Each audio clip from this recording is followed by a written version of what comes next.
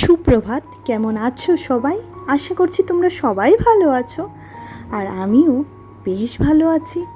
আমার আরও একটা নতুন ভ্লগে আবারও তোমাদেরকে স্বাগত জানাচ্ছি। তো সকাল সকাল চায়ের সাথেই সুপ্রভাতটা বললাম।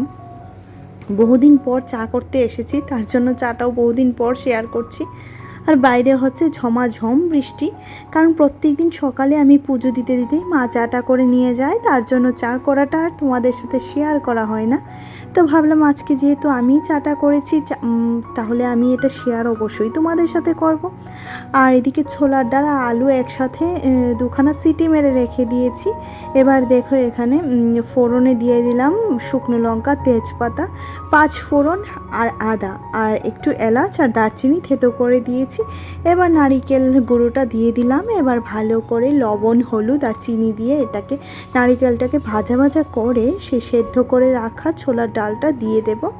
আর ছোলার ডালটা একটু মিষ্টি মিষ্টি খেতে ভালো লাগে, তার জন্য নারকেলের সাথে অল্প একটু চিনিও দিয়ে দিয়েছিলাম। আর এই যে ডালটা মানে আলু আর ডালটা একসাথেই দিয়ে দিলাম। আর সেখানে তো কাঁচা লঙ্কা অবশ্যই আছে।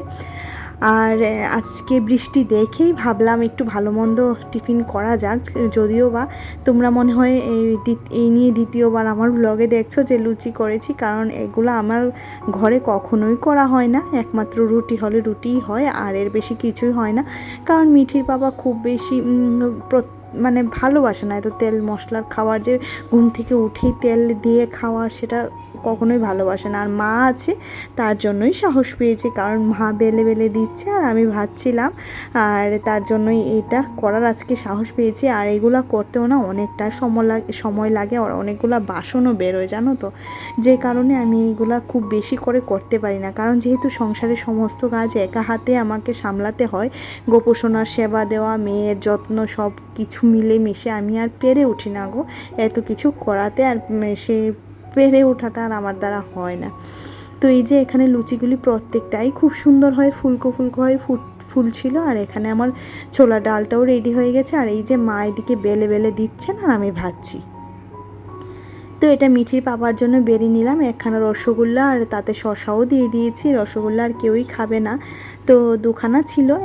ও মিঠি আর আমার বোন আগেই খেয়ে নিয়েছে, মানে আরও কিছু মিষ্টি ছিল, ওরা খেয়ে নিয়েছে। আর দুখানা রসগোল্লা আমি আর মিঠির বাবা নিয়ে নিলাম। তো দেখো এবার দুপুরে রান্না বান্নাতে চলে এলাম। আর যেহেতু বাইরে বৃষ্টি পড়ছিল, তার জন্য একটু মাটন এনেছিল, একদম অল্প করে এনেছিল এক বেলার। তো তার জন্য একটু পোলাও বানিয়ে নিচ্ছি। আর পোলাওটা বানাচ্ছি আজকে বাংলাদেশি স্টাইলে। যারা আমার বাংলাদেশি দিদিভাইরা আছো, প্লিজ অবশ্যই কমেন্ট করে জানিও যে তোমরা এইভাবে বানাও কি না।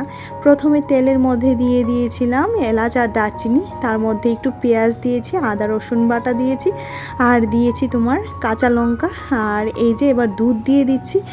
এটা কিন্তু পুরোটাই দুধ নয়, যেহেতু তিন কৌটো চাল দিয়েছি, তার জন্য আমার 6 কৌটো জল দিতে হয়েছে।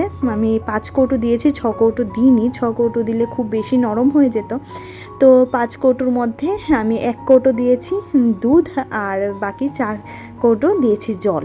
এভাবে করে এই রেশিওতে দিয়েছি। আর এখানে ফুটে ওঠার পর একটু একদম হালকা আঁচ করে ঢাকা চাপা দিয়ে দিলাম। প্রায় 15 থেকে 20 মিনিটের মধ্যে আমার পোলাও রেডি হয়ে যাবে। মাঝখানে 1 থেকে 2 বার একটু নাড়াচাড়া করে দিলেই হবে।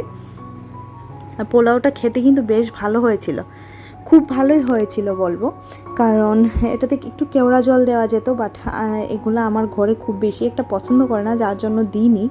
আর প্লিজ আমার বাংলাদেশি দিদিভাইরা অবশ্যই আমাকে বলবে যে তোমরা এরকমভাবে করো কি না। আমি মোবাইলে দেখেছি, তার জন্য আমি ওইরকমভাবে করলাম, কিন্তু খেতে বেশ ভালো হয়েছিল, শুধুই খেয়ে নেওয়া যাচ্ছিলো।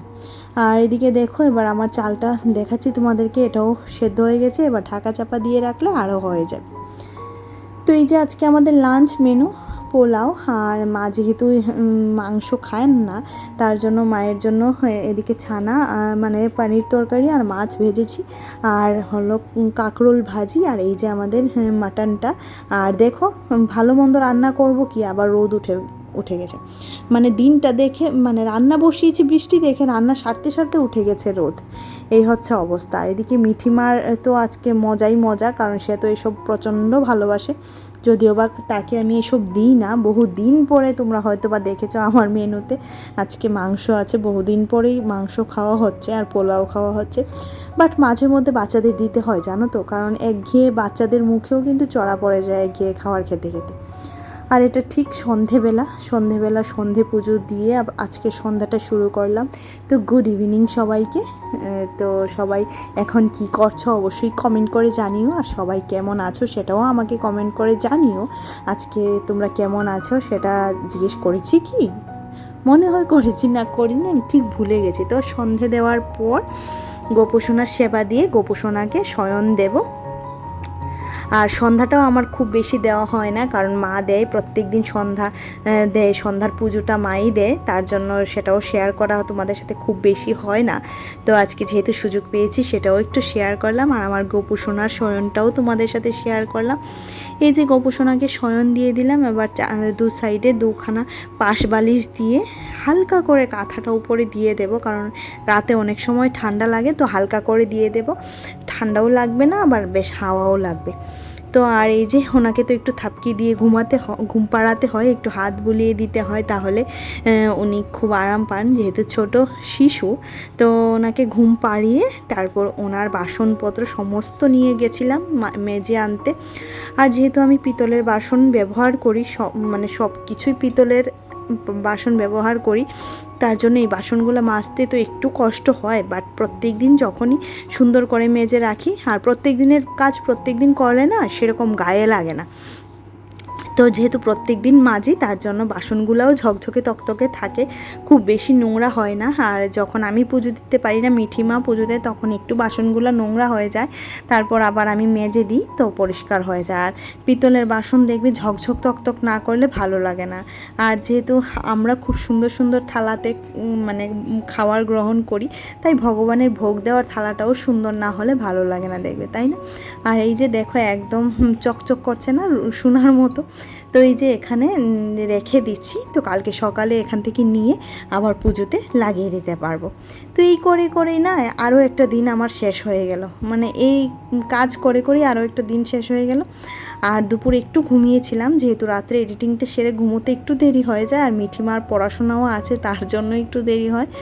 তো ঘুম থেকে উঠে এইসব কাজ সেরে এবার ওকে টিফিন দিতে চলে এলাম। ওকে দিয়েছি মুসলি দুধের মধ্যে।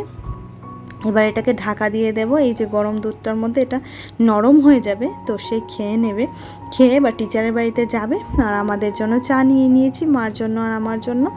এবার চাটা নিয়ে সোজা ঘরে যাব, তারপর চাটা খাবো, খেয়ে তারপর বাকি সমস্ত কি করা যায় না করা যায় সেগুলো দেখছি। আর মেয়েকে টিফিনটা খাইয়ে দিতে হবে নিশ্চয়ই, ধরে কখন যে সে, আর তাকে যদি দিই একটা খাওয়ার, মানে সারা দিন লেগে যায় জানো না তো খাওয়ার শেষ করতে। তো এখানে বসিয়েছি, দেখি কখন সারে। ঘড়িতে তখন বাজে রাত 9টা। এবার রাতের জন্য বিছানা করছি, আর বিছানাটা একদম টান টান ঝেড়ে পুছে পরিষ্কার না করতে পারলে আমার একদমই ভালো লাগে না। তো বিছানাটা করছি, আর বিছানাতে দুখানা জিনিস দেখতে পাচ্ছ তো, এইগুলো হচ্ছে আমার মেয়ের সম্পত্তি। দাঁড়াও তোমাদেরকে দেখাচ্ছি। এগুলো না থাকলে আমার মেয়ে ঘুমোতেই পারে না, এই দেখো অবস্থা, এগুলা থাকতেই হবে তার, জানো তো। তো থাক এগুলো এখানেই।